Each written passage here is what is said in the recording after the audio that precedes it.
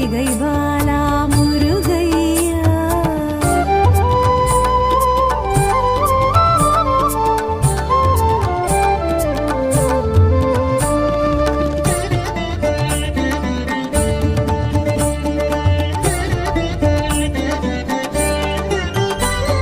செந்தூர் பதியினில் சந்தன சைலத்தில் கந்த சஷ்டி கொள்ளும் முருகையா. செந்தூர் பதியினில் சந்தன சைலத்தில் கந்த சஷ்டி கொள்ளும் முருகையா.